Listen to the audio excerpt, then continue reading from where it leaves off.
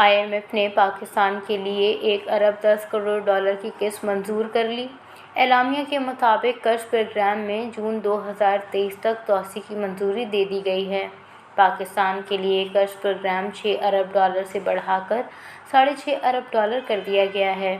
IMF نے ربع مالی سال میں پاکستان کی معاشی شرح نمو 3.5% رہنے کی پیشن گوئی کرتے ہوئے بے روزگاری کی شرح میں کمی کا امکان ظاہر کیا ہے۔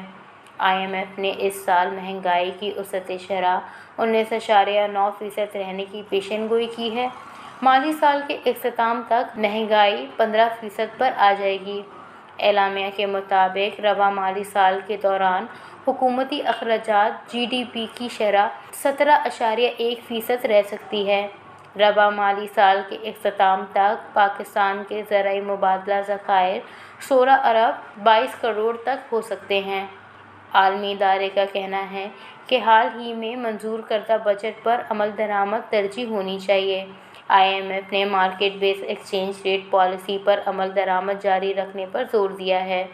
مزید ان کا کہنا ہے کہ جامع اور پائیدار ترقی کے لیے اصلاحی پالیسیاں اختیار کی جائیں۔